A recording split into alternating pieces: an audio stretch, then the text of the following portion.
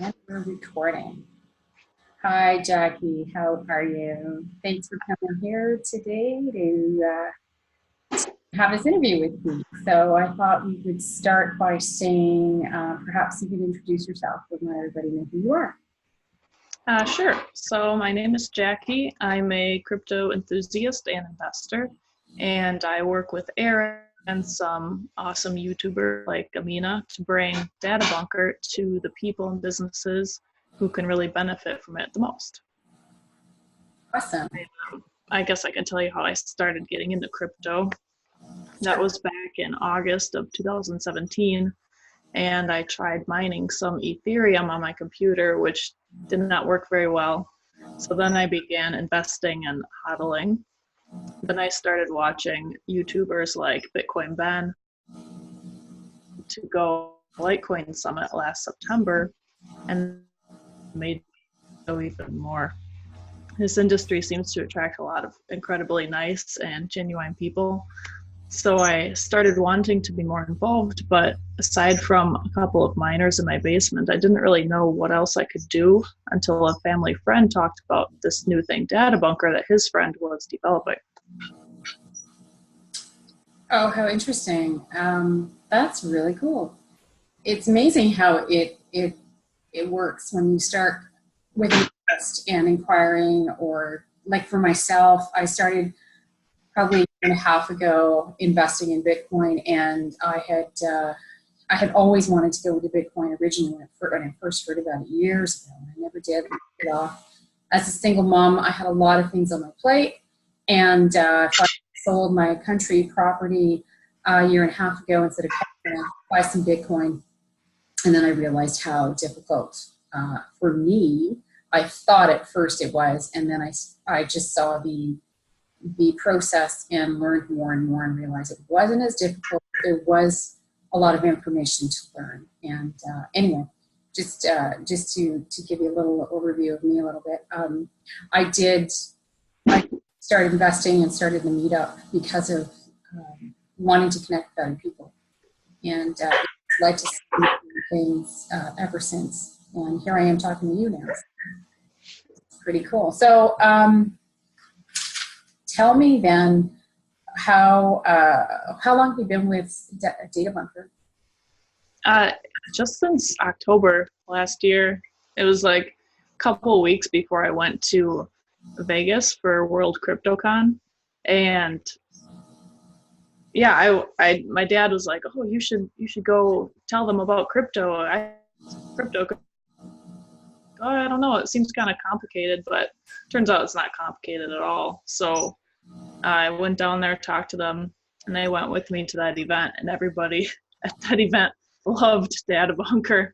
Like, there's not a lot of hardware in the space yet, and this is an established company compared to the hardware that is in the space. Mm-hmm. So it's kind of people like that, like people like businesses who are actually established and know what they're doing are in the space now. So it's kind of nice. Yeah, that is a great plus for sure, and they do have quite a reputation from what I'm learning. I'm here representing DataBunker here in Canada, which is really a new territory, and it's very excited to do so. So I'm going to be doing that, and of course talking about it to all my meetup members. I want to let them know I talk a lot about hardware and keeping crypto safe. It's one of the things I like to emphasize to stay secure and safe. Definitely don't give any financial advice, and I'm no expert at doing so. So, but this is definitely something to let everybody know. What else can we talk about? I wanted to ask you a few more questions about it. Can you talk a little bit about the security features involved with DataBunker? Sure. So just a quick description. DataBunker is a nearly indestructible hard drive or flash drive that is fireproof, which can be burned at 1400 degrees Fahrenheit for 1 hour and 500 degrees for 10 hours. It can be submerged in salt water for 2 days. It's crush proof up to 25,000 pounds and is also EMP proof. And for those of you who don't know what an EMP is, it's an electromagnetic pulse, which comes off of nuclear bombs. And there are now weapons that can be detonated in the atmosphere, which are designed to wipe out electronics, like your computer, phone, TV, crypto wallets, etc. A similar thing called a coronal mass ejection can come from a solar flare, which would cause the same type of damage. And the last time this happened was in 1859, which was called the Carrington event, and it set the telegraph lines on fire. And we are within the time frame that this could happen again. So I think more people should be backing up the blockchain on these types of devices that are EMP proof, because if something happens, that could really wipe out a big section of the network. And that could even cause a 51% attack on like Bitcoin or Litecoin, Ethereum.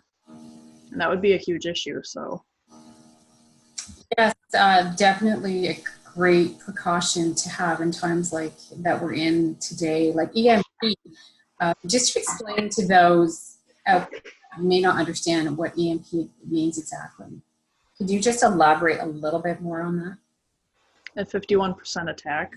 So from what I understand, each blockchain is a network of nodes and master nodes. And that's to ensure that creates the whatchamacallit, the decentralization.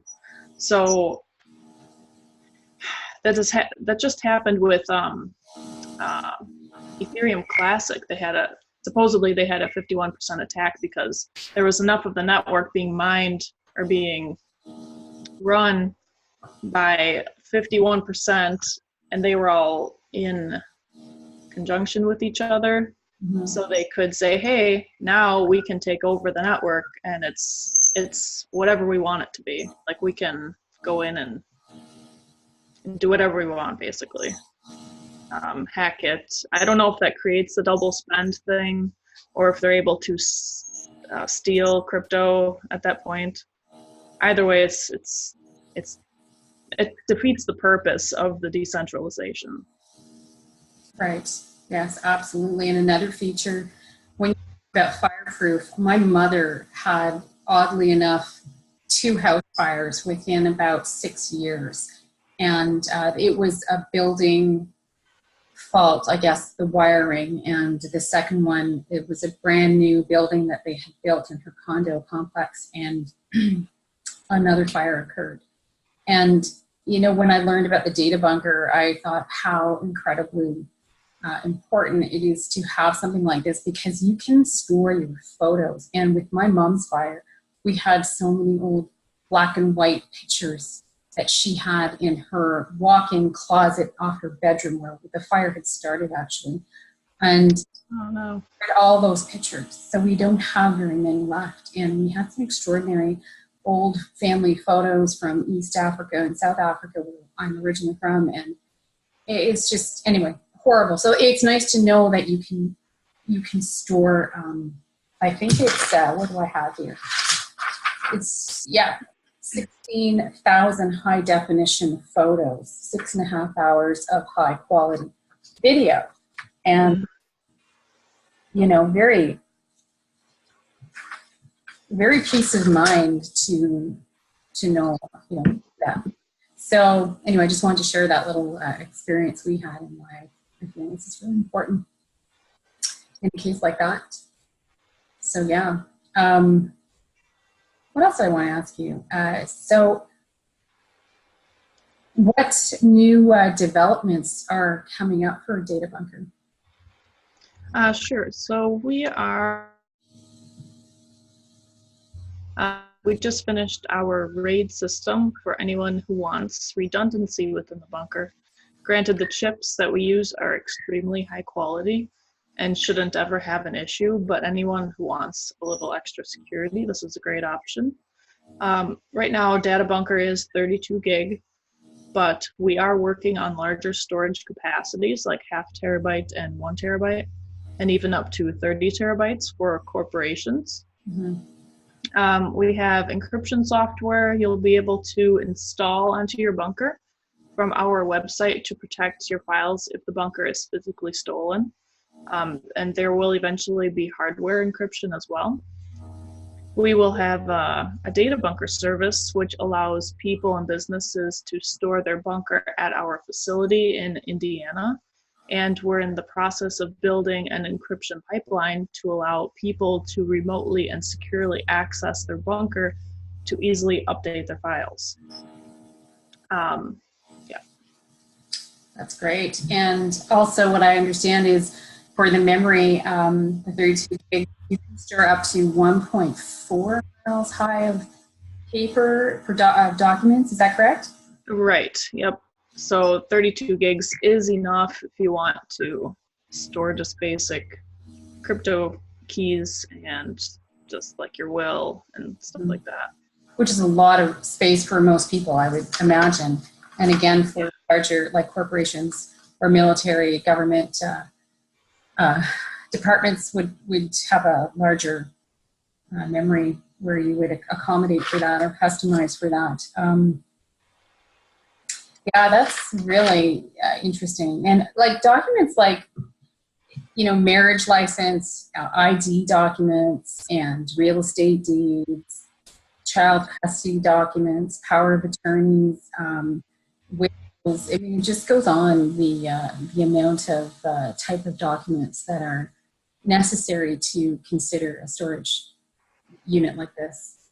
So it, and also just to show the different destruction or so what is it? It says fireproof, hack-proof, tornado, crush-proof, water-resistant, nuclear tested, like you were mentioning earlier. I mean, it's just incredible, virtually indestructible. So I thought about shooting it with the gun, although I don't have a gun license, so don't worry, everybody, I'm not going to shoot it.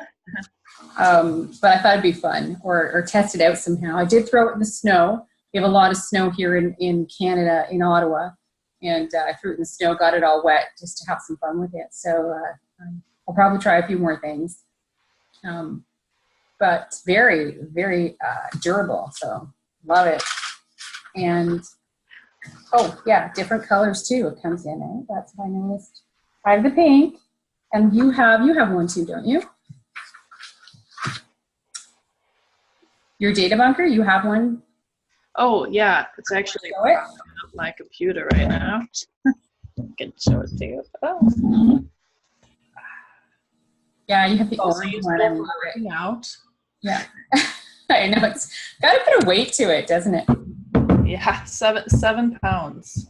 Yeah, you can feel the security when you lift it up. Yeah, you can actually feel it. Like it gives you that sense of, you know, it's, oh yeah, my cryptos are safe. I like it. Awesome. So I think, I'm not sure, I had a couple other questions. Did you want to add something? Did I miss something? Sure, yeah, real quick. So that originally intended for storing those sensitive documents in case of a catastrophe, like you said, a house fire or flooding. It also forces families to organize their important documents in case something happens to the head of household. But it's also useful for businesses for backing up documents and storing sensitive customer data and proprietary information off the cloud and away from hackers. So we all know that that's a huge issue right now. Hospitals and other healthcare facilities, for example, are big hits for data hacking because of the type of info they store. Security processes. I think you froze. There, you're back. Okay. Should I just do that whole part over again? No, I think you're okay. I think it was just at the end it froze. Okay. Yeah, that's great. I had a thought, and then you froze, and I forgot the thought, so it's gone. I could also mention a big project that we're involved in called Coin Lotto, which was supposed to launch yesterday, but I can't seem to access their website yet. But they will be using. They pushed it forward a little bit. They're still. Okay. Yeah. Okay. But yeah, so they deliver the winners their prizes of $1 million or more. And even cooler, they're offering a free to enter lottery with a maximum prize of $1 million, which will be paid. You're frozen. Ah, Okay, so they're offering $1 million. You froze. Just carry on from there. okay. Is it unfrozen? Yeah. Okay. Yeah, go ahead. Right. Okay. So yeah, they're offering a free to enter lottery with a maximum prize of $1 million, which will be paid out in Litecoin on a bunker. Yeah, it's fabulous. I love that whole idea. Coin lottery. I'm going to be entering as soon as I can get to the website. Yeah, absolutely. I'm also an affiliate. I'm going to be promoting them as well. Very excited to do so. It's that first digital live lottery, and it's the exchange going live first, and it'll come out live stages. So you can buy master nodes and tokens. So yeah, very cool. And here it is. I'll just show them. Coin Lotto. There's the exchange. Mm-hmm. Yeah, and so the other thing is coming up April 6th, the Bitcoin Bend World's Largest Meetup in Texas, Blanco, Texas, April 6th. So I look forward to seeing you down there. I know DataBunker team can be there, and I'm definitely going to head down as well. So that should be a lot of fun. If you don't know about it, Mm-hmm. Yeah, that'll be fun. get down there. It's only $20 for a ticket, I believe, and definitely a family event. So it looks like a lot of fun. There's going to be horse carriage rides and all kinds of things and boots and just to learn about crypto. And I think then they're going to have influencers around the area to teach people how to, either invest or just learn about cryptos and do different teaching segments, which I think is fantastic. It's a great fun atmosphere in an old Western town setting. So very cool. Mm-hmm. Yeah, that'll be good. Yeah, definitely. So anything else you want to add before we end this? No, I think that's it for now. Sure. We can do another one at a later time and do some updates. That would be great. Mm-hmm.